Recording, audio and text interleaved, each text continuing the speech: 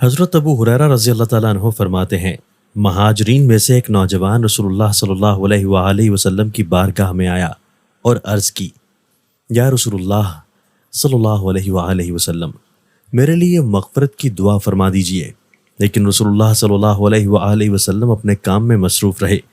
اس نوجوان نے 3 مرتبہ یہ عرض کی، لیکن حضور صلی اللہ علیہ وآلہ وسلم اپنے کام میں بہت ہی مصروف تھے، اس لیے دعا نہ فرما سکے۔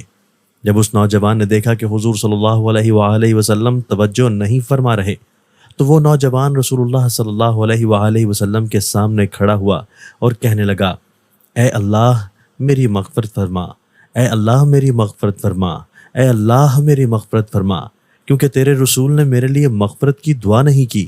جب وہ نوجوان چلا گیا تو حضرت جبرائیل امین علیہ السلام تشریف لائے اور عرض کی، یا رسول اللہ صلی اللہ علیہ وآلہ وسلم، آپ نے اس نوجوان کے لیے مغفرت کی دعا کیوں نہیں فرمائی؟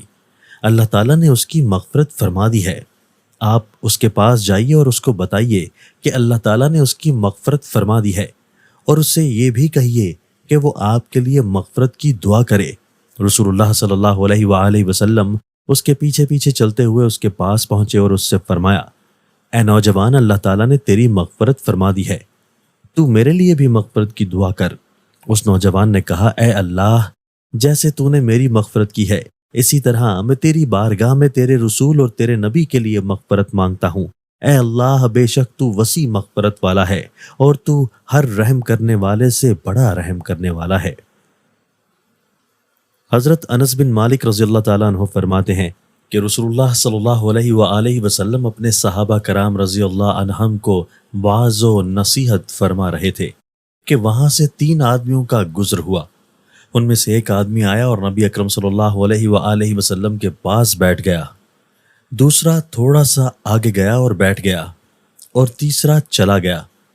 نبی اکرم صلی اللہ علیہ وآلہ وسلم نے فرمایا، یہ شخص ہمارے پاس آ کر بیٹھ گیا ہے، اس نے توبہ کر لی اور اللہ تعالیٰ نے اس کی توبہ کو قبول فرما لیا ہے۔